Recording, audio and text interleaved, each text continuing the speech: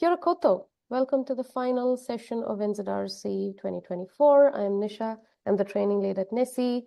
On behalf of everybody present here and part of the organizing team, we want to thank you for your engagement so far. And now we have a Birds of a Feather session hosted by Roland Mosbachen and Mercedes Randall from the RSE Australia New Zealand Steering Committee. So I'm handing it over to both of you. Thank you. Thanks, Nisha. Hi, yes, everyone. For those who don't know me, I am Mercedes Randall and I'm on the NZRSE AU New Zealand RSE Steering Committee with Roland. We would like to take you through this BoF today about charting a path towards a sustainable RSE AU NZ community. Roland, did you want to give yourself a little bit of an introduction and then I can move forward? Yeah, hi. My name's Roland. I work at a medical research institute in Australia, and I'm also part of the steering committee for RSE AU NZ, and I'm also represent them on the International Council of RSEs that actually met last night. Thanks. Thank you. Great. So why are we running this BoF? The big question. As I said before, it is mainly based around the RSE AU NZ community and how we can build awareness. We want to create awareness in the community of what is happening. Being a small community, especially in New Zealand, we do want to create this awareness for our communities and how can we spread this out? How can we get more people involved? How can we bring people to such events like the NZRSE event that we are having right now, and how can we get more people to know about this? We want to check if we are meeting the needs of our community. We want to make sure that you are all happy with what's going on, and we want to discuss how we can make our community more sustainable in that way. As always, we do have our code of conduct. The code of conduct is available in the QR code. But in summary, be kind, be patient, be respectful, and be understanding of your peers. Great, so this is our current update of RSE Australia and New Zealand. We have 479 members, which is not a small feat, especially for in New Zealand. We have 7 committee members across Australia and New Zealand, Roland and myself included. We have a strategy to help us focus, which we will be sharing later on. We'll talk about our strategy. And why do members want to join? So we reviewed 150 member requests and found what we see the most is that they are looking for jobs in the industry. I'm sure a lot of RSEs know that when a job is listed, it's not necessarily listed as a research software engineer's role. And that is something that we would like to discuss in greater detail when we get to our discussion section. They want to connect with our other RSEs. They want to stay up to date and the community aligns with their current job. Some successes that we've had, we have received good feedback about sharing job information, and we do have the RSE Slacks available where people like to share jobs in there, which is great. RSE Asia Australia has helped raise the profile of this community, which has just been fantastic. But of course, the successes don't come without the challenges. So some of the challenges are, how do we know that we are doing the right thing by our community? And it is also hard to have recruitment and retention of volunteers. And I think we see that in a lot of areas in the science community. I don't think it's just people that are in NZRSE, so we won't take that as too much of a challenge when we see it happening all the time. Roland, did you want to talk about the strategy? Yeah, and so we had 4 main goals with the strategy, and with these strategies, it's always about, do we want to review and refresh it? And I think I'm in that process of thinking about, do we really want to change some of these things? So your input today would be really great to help us clarify these things. So the main goal was to bring the community together, and some of the things that we're sort of looked at was monthly tech talks or building a network of coordinators, especially in states and regional areas, raising the profile of RSEs through those tech talks and making the community more diverse and sustainable. And one of the big things was just clarifying the demographic and the needs of the people who are on the RSE, Australia, New Zealand mailing list. And one of the other things was like a roadmap to a more mature structure. You know, what would we need to be able to establish the association as a legal entity? What would be the pros and cons of that? And also to look into a more senior advisory board to provide mentorship and guidance, and to maybe even look for funding opportunities as well. These are some of the broad things that we had in the strategy. Thanks, Mercedes. Right. So if you scan the QR code, do you have a link as well, Roland, or was it just that I one? sure do. Hang on.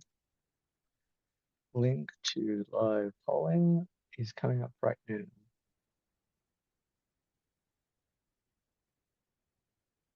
There's a link in the chat to live polling, and you should see something that says voting paused. So the questions for the live polling, we really do just want to get an understanding from you. If you are a current member of the RSA AUNZ, what is your job title? And as your job title as a data scientist, but do you see yourself as an RSA? I think there's these huge differences and subtle differences in these job descriptions, which do probably need to be changed. And I think that one's quite interesting when it comes up. What are the biggest career and job search challenges that you face working in research software in your domain? What are the biggest non-career challenges you face working in research software? If you would like to grow your network, who would you be looking to connect with? And what does a great research software community look like to you?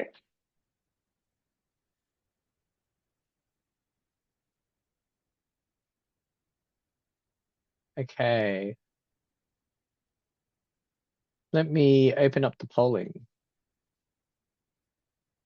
So the first question was, are you a member of RSE, AU, and Z? Did you actually, Mercedes, did you want to try and go to the polling chat and open it up so you can actually see that as well? Yes. And then you can see the votes in real time. So at the Oh, moment sorry. we've got, I'm going to bring it up. Can you please just send a message in the chat again? My yep, Zoom yep, keeps disappearing. there you go. Ta. All right. So at the moment we've got 6 votes yes and 8 votes no. So you can, if you vote, you'll be able to see the. All right, well, I can do that. It's like 41%. Pretty split. All right, so I think we've got a couple more people to vote, and then we can go on to the next one. That was the first question. All right. Mine won't even move to the next question. There we go. What is my What job is title? your job title? Well, that's for me. It's a bit hard because I'm not actually an RSE.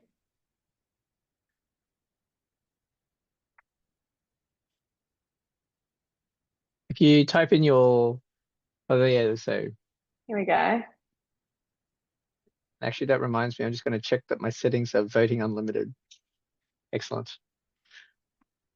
So lots of really interesting things, assistant e-research.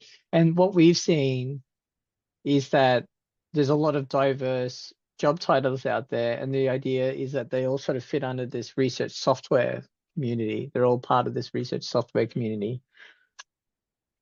And we had this sort of discussion in RSE Asia Australia where sometimes having a standardized, this is an RSE, can actually have downsides as well. So, you know, this diversity should be appreciated. It's nice to see a research software engineer though, in there as well. So how many votes do we Yeah, there's a couple. So let me know and I can, we've got 13 answers and about 20 voters. Tell me when you want us to move on, Mercedes, and I can. Yeah, go for it. All right. So next question. What are the biggest career job search challenges you face working in research software in your domain? I think for me personally, it's the job title or job description. No, title, because the description is usually based on what an RSE is, but then the title would be incorrect to what the description is.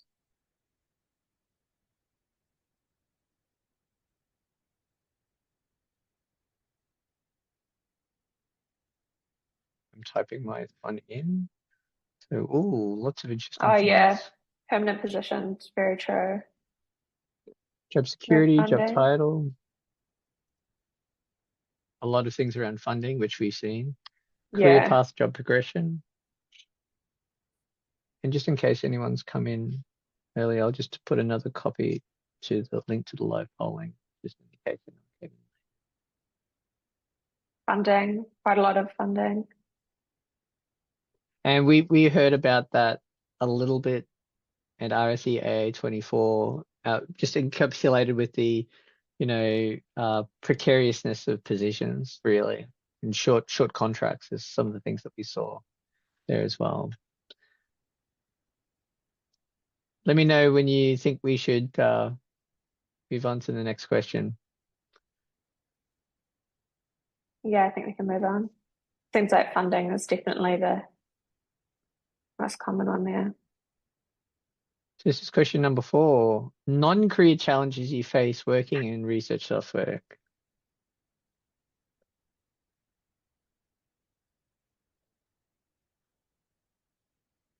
Oh, I don't know. We also saw this as well.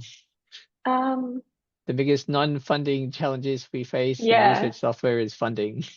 yeah. Well, that's what I was going to say because I mean, funding, yes, it's part of your career, but You may need to type something in so you can see the results. yeah, should I see. I can put funding again. I mean, because government decide on that a lot of the time. And the other one was matching the work with the skill set. And funding again.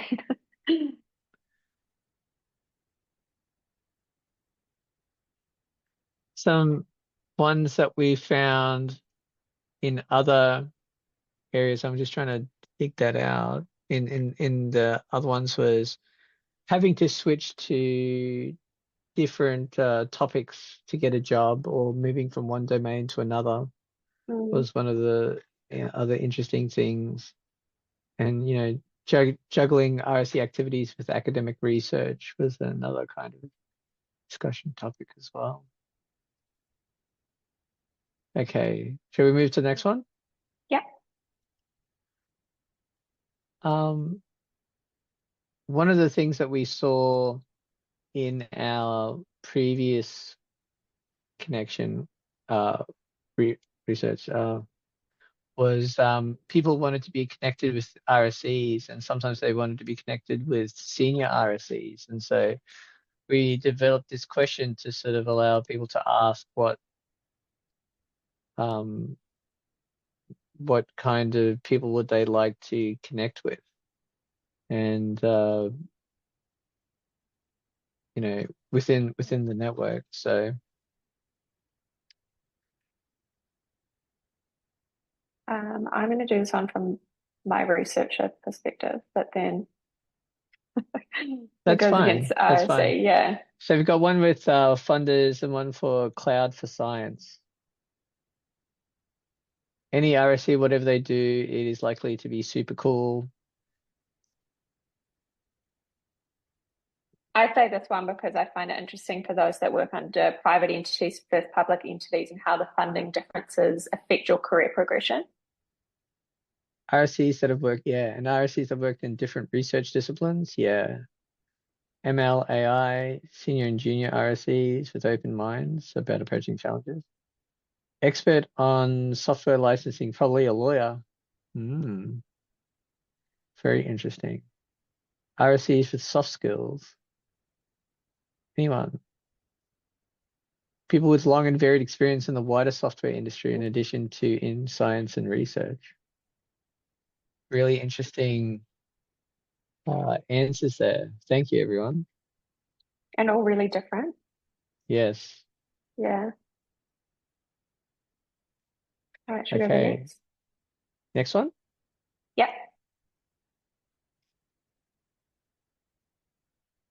And this one was to get a better understanding of what should the RSEAU and NZ steering committee think about when we're trying to do things on your behalf. So what does a great research software community look like for you?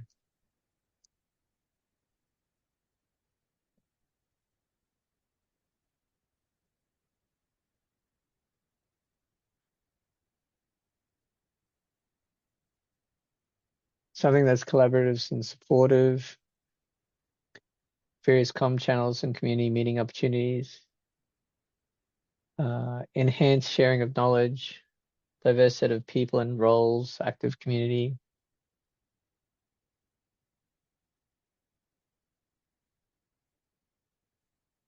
Platform to share ideas and keep up to date with best practices, active members. Yeah, a place where people openly share what they're currently working on, ask for help and share knowledge freely. An active community where we can see what other people are doing. Engaged and welcoming.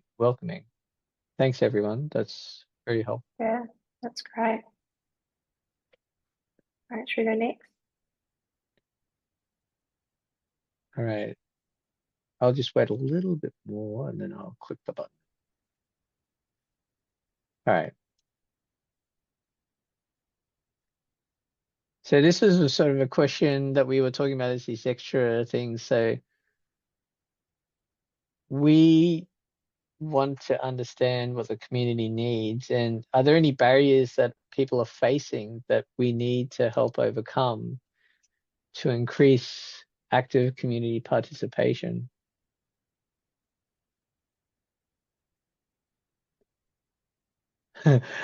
Funding and time, lots of introverts, myself included. Time, yeah. So it seems like people are very, very busy. Time poor with little funding. Yeah. Life gets in the way, unfortunately, so the easier the better a chat platform. Silos due to funding can be a problem. Funding in a timesheet world. Yeah, Totally in a get billing that. world. Yes. A lot of cost recovery out there. Time and opportunities to meet in person. That's reassuring in a way because we weren't really sure, what those barriers were, but this seems to be pretty conclusive, and the funding to be able to do that. Yeah, thanks. That's very, very helpful. Ooh, another one. Provide support to justify spending paid time on this kind of participation. Yes, actually, that's been brought up a couple of times now. That's a really good point. Thank you.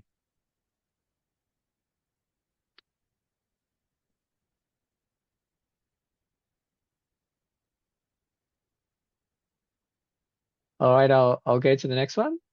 Yeah. Oh, there's one more. There's one more. Oh, one more. It's always more opportunities organized at community level. Right. Thank you. Okay, so next, we talked about funding in the community, and I'm not actually expecting many people to do that. It's sort of a little bit out of place, but one of the questions I was asking, do we need to start applying for grants? And if we did, what would we use it for? So, if there was a community, if there was more funding around the community, what would we use it for? Will we use it for fellowships? Will we use it for in-person events, for catering? What? So I was thinking, I probably wasn't thinking that well when I was writing this particular one, but maybe you can switch it around to say, what would we use? If we had funding, what would we use? What we use things for? Probably, but who's applying was one of the things. Don't know how similar are we to US RSEs? Are there funding sources for this sort of thing? So USRSE, which I probably should have explained at the start, USRSE recently got at least it was over $500,000 US dollars, as far as I remember. It could be more, from the Alfred P. Sloan Foundation for doing this. There's also potential places like CZI and the Wellcome Trust, looking at some of these international things. So that's sort of like what we were sort of thinking for.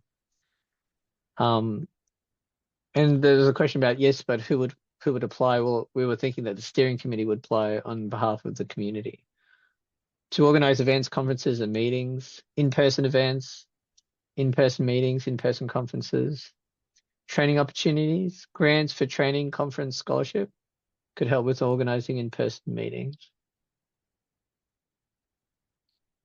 Thank you very much for that, because that probably wasn't the best turn of phrase for that question. I'll go to the next one. Is that okay, Mercedes? Yeah, go for it. And this is sort of like the last one. How can we ensure greater equity and inclusion within the RSE AU NZ community? And this is probably more around in Australia, there's probably less RSEs in the regional areas or in different states. In New Zealand, what are the challenges? What are the people that we need to bear in mind when we're doing this? It's a bit of a tricky question, so I can understand if there's not a lot of discussion here, but easier accessibility, virtual platforms assist with this. Yeah, that for me, I know that's a definite. Yeah, and I think you've done great with your inclusive notes that you do in your Google Drives as well. Like, it's so helpful. And even now that we get captioning in a lot of events, it's great. Thanks. And we've got increased community engagement. In-person events are tricky. Organizations made travel, etc., very hard to get. Creating opportunities by funding, recruitment, engagement. Connect with other research communities to broaden engagement. Actually, that's a really interesting discussion that we've been having around. We're seen as almost like people always have their primary domain. Like I might be in astronomy. I'm a research software engineer, but primarily my domain is in astronomy. I usually go to the astronomy conference. And then someone said last week, this is the 1 week of the year that I identify as an RSE. So connecting with other research communities is something that's actually sort of resonating really strongly with me at the moment, and lowering the barrier to entry as much as possible. I think NZRSE has done a really good job of doing that in terms of the pricing point for the tickets, at least compared to what other community events that I've seen for in-person ticketing is really expensive, actually. Yeah, very expensive. And not having to travel. Yes. Attempting to reach beyond STEM disciplines that can benefit from RSE. Yes. And showcase, communicate active individuals from minorities. Yes. Yep. Thank you very much. That's actually a good response. I wasn't actually thinking of that. So we do have that's all the live questions, and I think that was actually super informative for us. And one of the ideas is that we want to be able to pull this information together and reflect on where was our strategy, does it still make sense, and everything else like that.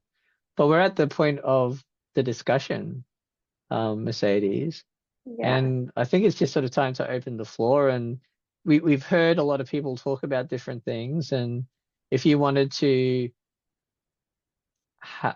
write something in the chat about something, or go back to a topic that came out, like with the funding, or if you want to write that into the Google Doc that we've just added in, more than happy to hear someone talking, unmute and just reach out or put your hand up, and and reach out, or write it in the chat, or write it in the Google Doc, and we can transfer that information to the Google Doc so we can keep this. Because the biggest thing I think for us is making sure that we are comfortable that we're doing the right thing by the community.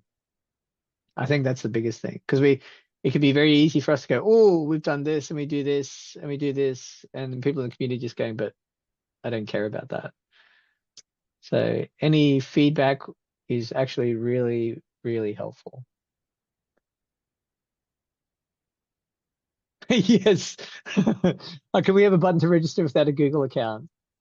Yes, we may need to find a way to get around that. And we had a Slack.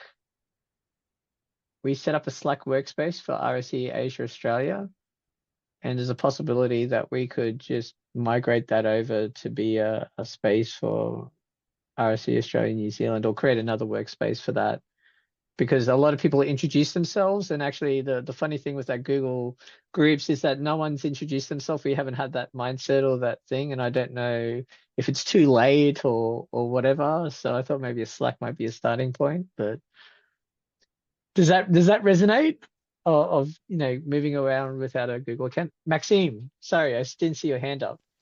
Yeah, that's okay. I'm the one who put that comment, because until recently I was part of the community, but actually I lost my Gmail account, and that means that I had to, well, leave the community basically.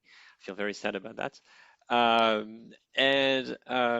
mean, I'd like to register with my professional email, and I do love the fact that it's actually on a web-based approach and not having one more Slack, but it's okay. Slack is fine too. But that's why. And I know that some of my NIWA colleagues have not registered to this community only because of this little entry barrier of you need a Gmail account and yeah, but nah. So yeah, that's why I was mentioning it again. Thanks. That's very helpful. Thank you. When you were in the community, what were the things that made you miss the community because you had to give up your Gmail account? Or what are the things you're missing that was out there? Because that's also really helpful information too. I'm not sure I can point one thing in particular, but having a little reminder that, there are people out there doing RSE work, and although I have a job, I don't, I was not looking for the job application. If I knew someone who was looking for one, I could say like, hey, by the way, have a look at this mailing list. Maybe you'll find something that suits you, because I met some people who are not identifying themselves as RSEs, so it was even easier to point them to the mailing list, knowing that maybe there's something for them there. So yeah, that's about it. Thank you. That's helpful. Welcome. Yes, I like the idea of having the email sent out, having it there, and like a sort of like a semi-private space. I don't like the fact that you can't register using your organizational account. Thanks.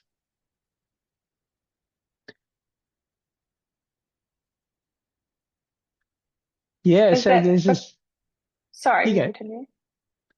I was going to say, is that because of the domain that we're using that we can only have Google? It's just something we set up because it was easy at the time. Okay. And someone mentioned element.io. There's Matrix as well. I think the Nordic RSEs use Zulip. Okay. But Sounds fun.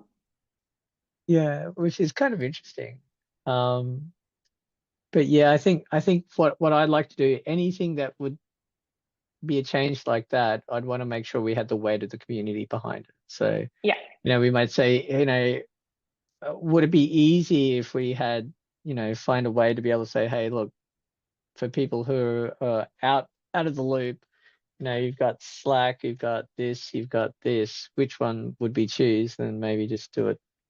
Oh, Element is built on Matrix. Okay, cool. So I think that there could be an opportunity to have, a mailing list for, the announcements and, something like Element. So yes, that would be really helpful. Does anyone else have anything that they wanted to share, either in the Slack or the Slack, in the chat or in the document? Was there anything that resonated today? Was there something that has been popping up to people that we haven't talked about in the last 2 days at NZRSE?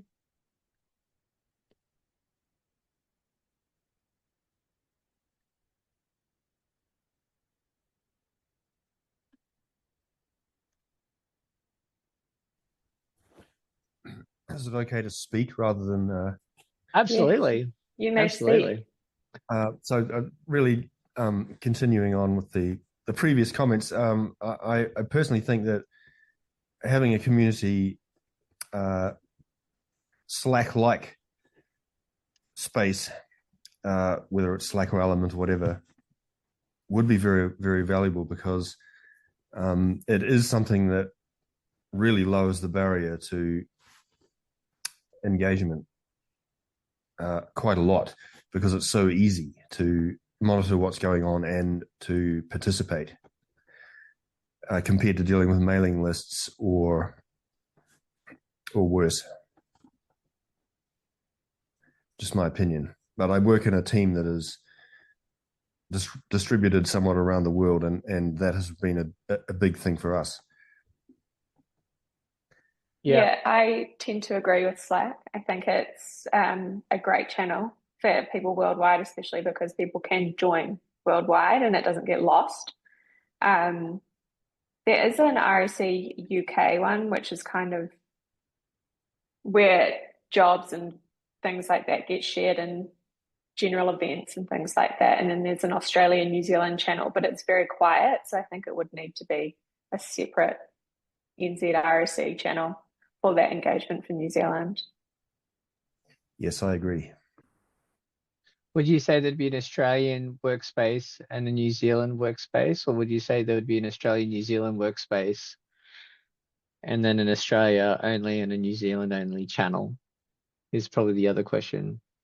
Yeah, I think you could do it that way, and then you can do the opportunities of both over the Tasman, because I mean, we're so close anyway.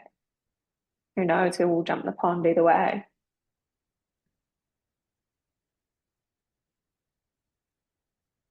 One of the things that we had talked about in that mature roadmap was, if the community was willing and we had actually had membership lists, then people could sign up for a membership list so that you could get email announcements. There'd be announcements in, a chat-like interface as well. Because sometimes, having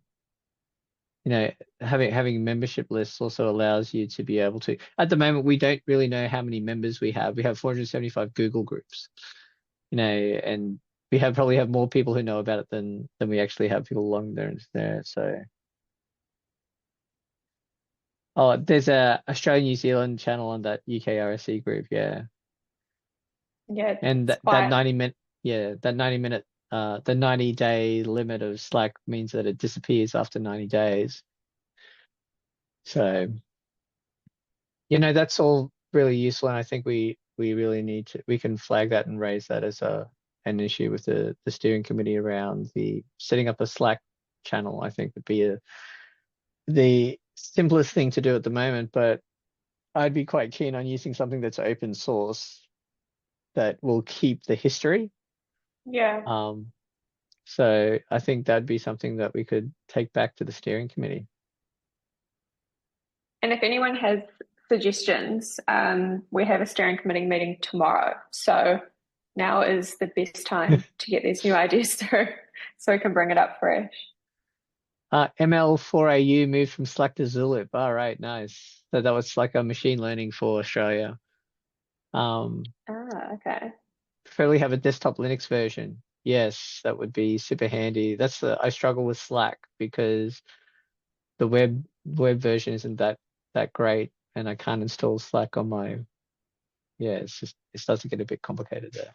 Plus the 90-day thing. So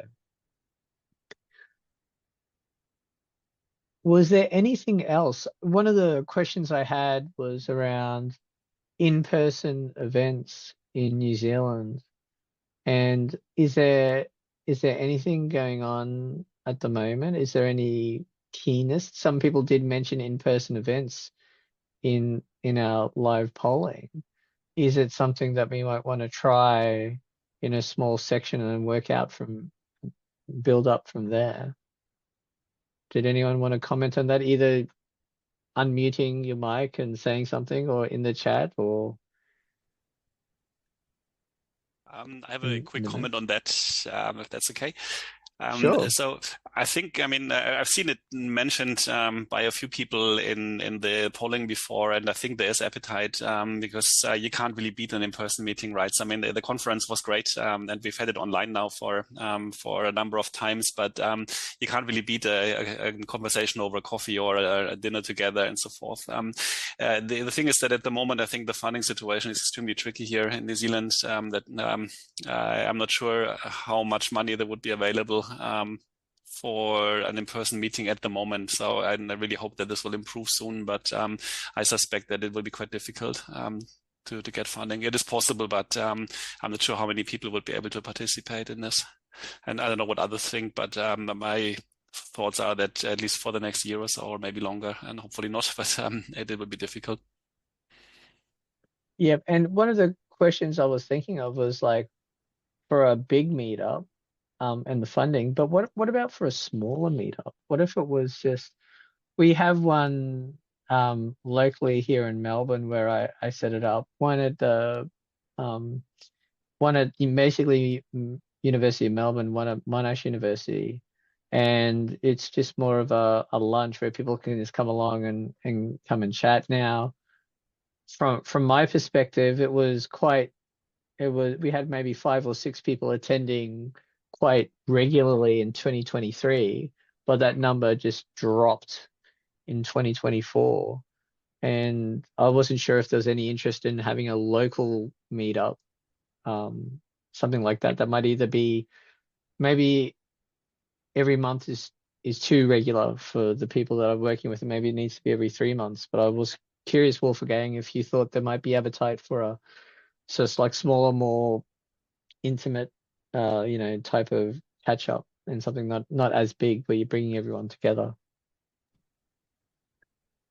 Yeah, no, I think this sounds like a good idea. I think in many places there are quite a few people around that could potentially come to this meetup. So I think maybe it's a good idea to start simple, as you say, just for a joint lunch or something like that, to see how much appetite there is for these things. Maxime? Yeah, finding the unmute button. Just on these smaller local meetups, personally, I'd love to. I'm just curious about your experience, Roland, and about the sort of I've seen this in a couple of situations where it's difficult to find people who have the time. So are you inviting people to talk, or is it just really, really informal? What's the sort of Yeah, setting? because I have very little bandwidth to do anything too formal, so I just sort of rock up at a certain time and do work until hopefully someone turns up, basically. And usually, even if it's just 1 or 2 people, it's really nice to have a chat. And I've supplemented that in the Parkville in the University of Melbourne lunch, because I've got students. So I do a lot of work with remote online students, and I say, look, if you want to catch up in person, because I usually want to do work in person, which I don't do. If you want to catch up in person, you can go to the lunch. And again, there's fluctuation. Sometimes at the start they go for the first time, but they don't really. They have a good time, but it just doesn't seem to be very regular. And one of the some of the people that used to be regulars might have just missed out because a lot of people are working from home, so it can be very, very sporadic, is what I've found with these small local meetups. But and you just usually need one person to say, hey, I don't mind I don't mind working on my laptop and no one turns up, kind of thing, just to see how things go. So I'm not trying to dissuade anyone, I'm just being But in honest. terms of content, is it like an informal discussion around, the roles or the technologies, or how is everyone going? I'm just It's more about wondering. how is everyone going Okay. and introducing people to each other, basically. And a lot of the time when we used to have about 5 or 6, there was one time it was really interesting. We had this very, very outgoing person talking to a postdoc and a master's student.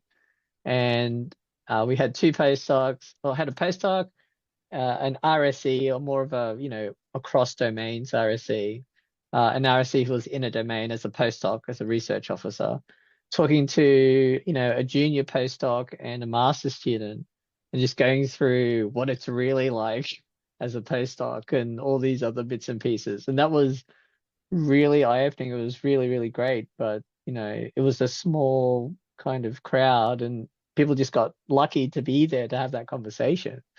But yeah, it's not like I could turn around and say, hey, this worked really well and everyone wants to come along. I think it just goes back to this point around some people see it as a secondary domain. There's a lot of people who are very busy, time busy. Some people might feel pressure for, even getting into the office when you're living far away can be a challenge. So it's it's it's something that I would love to have things more consistent, even if it's a small group. But I also recognize we've got a monthly online meeting. So that's the fourth Thursday of every month around 11:30 a.m. New Zealand time. But again, that only gets to maybe 2 or 3 people regular. One time it used to have 8 or 9 in 2023, but that has dropped in 2024, and we're not really sure why.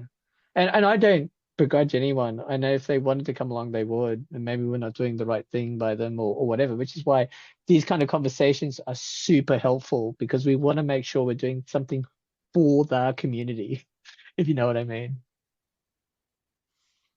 Okay, but that's for me, I take out of this, that's in terms of organization, if I just put people in the same room and say introduce to each other, it's already a good start, right? Yeah. And usually because they're small enough, usually you can go around the table pretty quickly, and as long as I can get people to talk to each other fairly easily. So usually, even if you've got a group of people who aren't really that comfortable talking, you can usually set them off on some particular topic or something like that. Cool, thanks.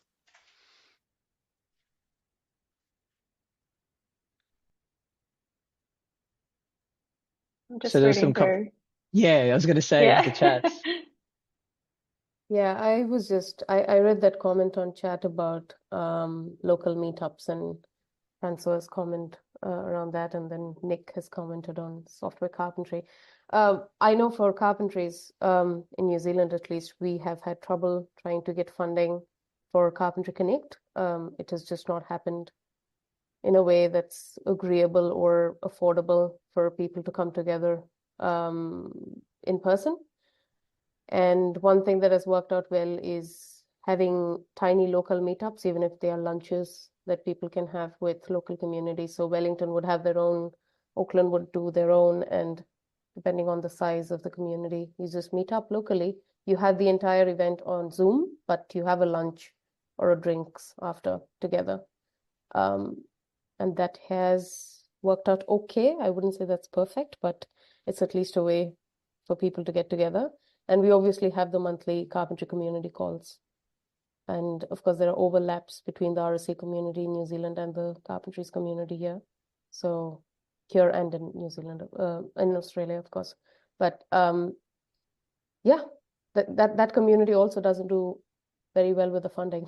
So we try to make do with what we can get in terms of community calls and Carpentry Connect local meetups. So thank you, Nisha. We should also point out that RSE Asia Australia has had leftover funds over the last 3 years that gets split up 50-50 with RSE Asia. And so there is a small amount of funding, it's probably less than $3,000 each, Australian, to be able to think about things. And at the moment, we've been trying to use that to help with some of the secretarial work for the steering committee. But some of the things that we've been thinking about around this idea that we're multi-domain, and it can be challenging to bring people in across there. Sort of thinking about what could we do with that particular situation. And what I really like about NZRSE, which is different from RSE Asia Australia, is that it has got, there's a lineup of speakers. They've got that community, that public profile, so you can sort of see who's in the community and what they're doing, which we don't really have as part of the RSE Asia Australia thing. And one of the things I'd like to think about, which is probably sort of slightly off topic but kind of complementary, is can we align some of the things that other organizations are doing and align a little bit more tightly. Sometimes there's situations where, we've got a tech talk in Australia, but it's not really an RSE Australia New Zealand tech talk. We were thinking about doing one ourselves, but how does that complement the other tech talks? It becomes a little bit tricky to make sure you're not stepping on other people's toes while still benefiting the community. And I think, those kind of conversations around partnerships is probably the thing that stuck out for me most over the last week and a half since the start of RSEAA 24. But there is a small amount of funding that we could use in certain ways. And there are international funding bodies that might be able to help us as well. Last week, there was a conference that was like an event. It was the third event of research funders that were more interested in software, so research software funders, that happened in Sweden. It was sort of organized by the Research Software Alliance. And I've yet to heard a lot of information about there, but that is, a potential, and that's where, I think there was CZI, probably Sloan, and possibly Wellcome Trust was there. So there is some opportunities potentially through there. But really, honestly, if we had something like a Zulip channel or a Element channel where we could ask these kind of questions, during these other times, so that we could have more, for me at least, comfort saying that we know that we've got the weight of the community behind us to move from, say, Google Groups to Elements or whatever. I think that would be a really good starting point. And if there was, hey, Mercedes, is anyone doing anything for the local thing? If we knew that there was that clamor there, then it could be more comfortable, I think, for us to be able to do that. Yeah. Yes, actually, Alex, that's for me, my communication, how I organize things is actually through email. I think I might be a bit old school. And yeah, I think we actually have a multimodal thing where it's like we need to think better on Twitter, LinkedIn, email, which is where that membership list comes in, plus chat, so that if you're in that mode, you can consume it the way that you want to. I think that's a really good point, Alex. Thank you. For sure. Yeah, I agree with that too. Sometimes when I'm in Slack and I've got the UK RSE stuff coming through, I just flip them so that the notifications are gone. And so you forget about what you're doing just because you're purely focused on something else that you're using more.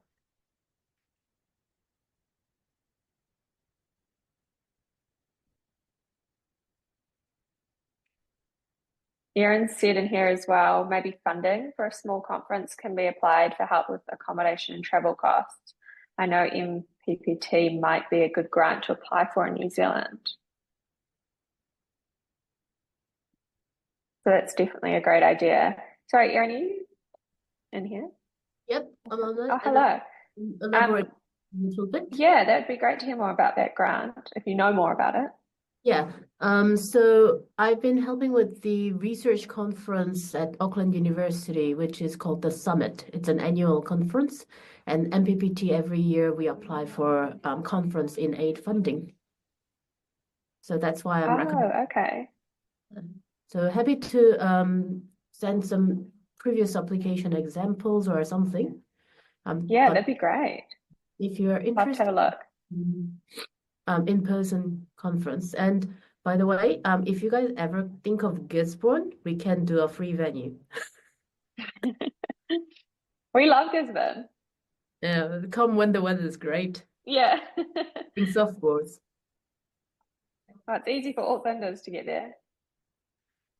And the airfares are like $60 per one way if you book ahead. So it's not a huge excursion. Yeah, that's actually not too bad at all. I mean, yeah, there's definitely options. I think we just have to be savvy about how we do it.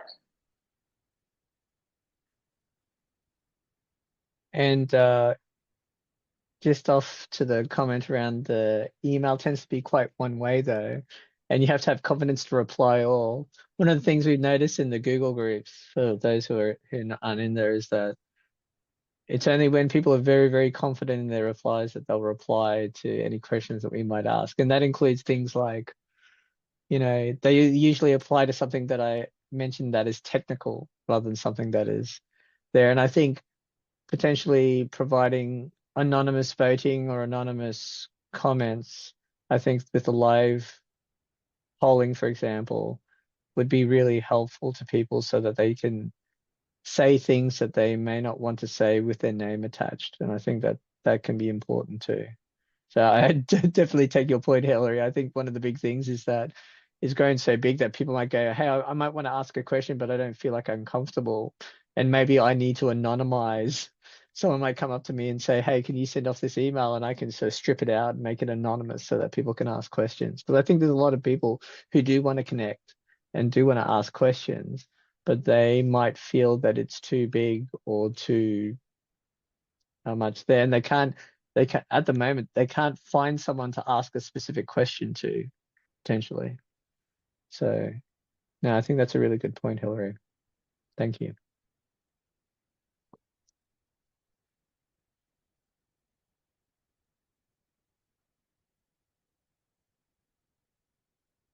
Did anyone else have any questions?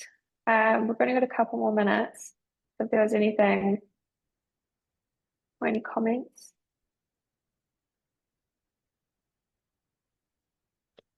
While we're waiting, one of the tasks that I would like to do is to collate all the information from the live polling and the conversations we've had, tie that into the other information that we've gotten from RSE Asia Australia and other things, and try to start to pull out these themes and share that back with the community, number one, and try to find some ways to be able to get, hey, we want a chat. Oh, is it okay if we use Elements? If it's okay if we use Zulip, and try to make sure that we can do our due diligence to make some of the changes to make it easier for people to connect in a way that they feel comfortable with. I think that's the big key. Yeah, no, Yes, I think actually. Sorry, Roland, go. I just saw Nick's comment around Anaconda's change to their licensing. That got brought up in the run-up to RSE Asia Australia as well. Yeah, it's a bit of a problem for us because we've got over 2,000 machines with Anaconda installed, and we're an organization with more than 200 people. So that is tricky. Caused a lot of trouble at NIWA too. Maxime or Wolfgang could comment on that.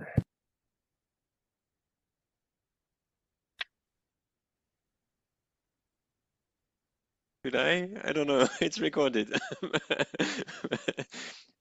We did it. We don't have it anymore. Let's put it that way. Good luck, Nick. Yeah, Conda is very tricky. It's embedded everywhere. You use it for everything in GitHub Action on everything, just everywhere.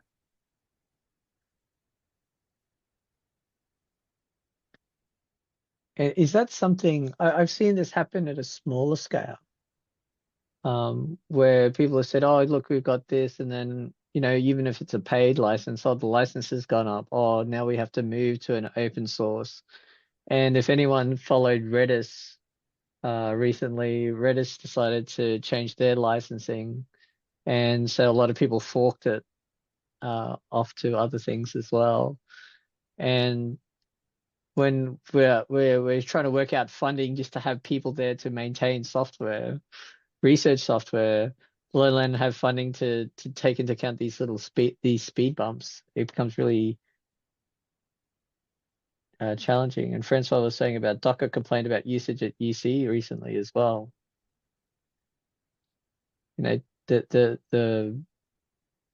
The future thinking is a challenge, I think, when you're doing that. And we had a situation where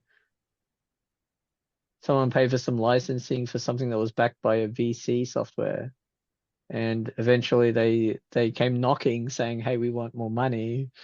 And now it's like, oh, should we drop all of this? But we already put our tens if not hundreds of hours getting people to get on board with this. So it becomes a real challenge when you're making that decision at the start. Really challenging. We also had a problem with Oracle Java a few months ago. We had to write some scripts to scan for that and remove it.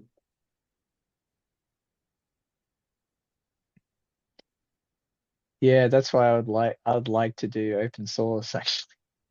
Yeah. If I could. How long before it comes to Slack? They're already deleting your information away or hiding it from you or whatever it is. How long until they reduce that 90 days to 7? Yeah. But yeah, maybe that is actually a topic we could have. How are people handling this? That could be a topic we tie into the monthly online chat that we have. How are people handling? It'd be nice to have like a topic that people could bring up if they wanted to in an informal way. But yeah, again, I think sometimes it's tricky when there's too many people in the room. People who might have been on the edge of wanting to say something might want to be a little bit more quieter, and so it becomes a bit of a challenge too.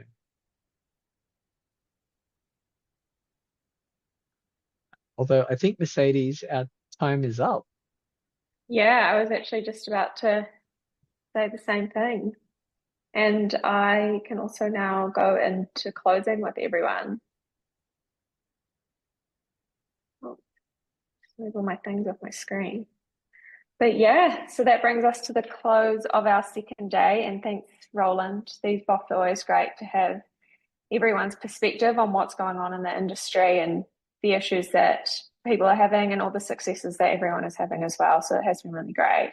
And thank you everyone for participating. We really do appreciate it. I just wanted to say as well, I know that times in the industry are challenging at the moment, so we do really appreciate all the time, effort, and any financial commitment each of you has made to be here over these past 2 days. It is fantastic that as a community we can hold events like this to share what we're working on, exchange ideas, and engage in conversations that we might not have had otherwise, especially given the diverse range of expertise and presentations that are on offer. I just want to take a moment to reflect on some of the key elements that have come through, especially for everyone that has come. So these numbers reflected here just show everyone that has attended over the past few days.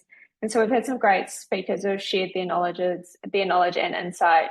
And while it may be a smaller turnout than in our previous years, we are incredibly thankful for your presence.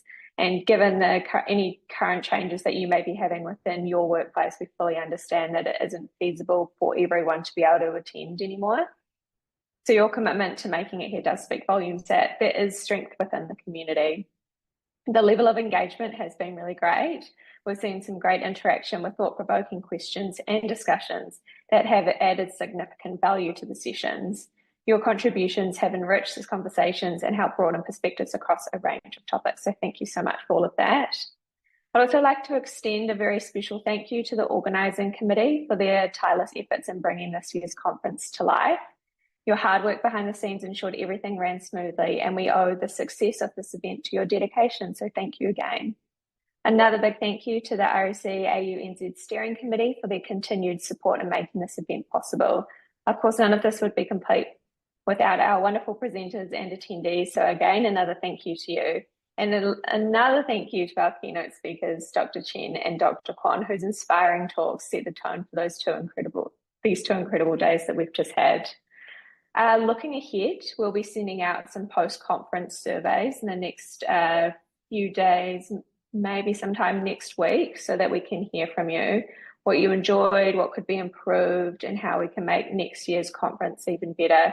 I know we've just had some discussions about in-person and other small meetups, so those are the things that you can comment on as well, about how we can have the community engaging, and your feedback is always invaluable for shaping these future events. So once again, thank you everyone for being here. It's really been great. It's been a privilege to share this space with such passionate and knowledgeable individuals. We really do appreciate it. So ka kite anō, and until we meet again.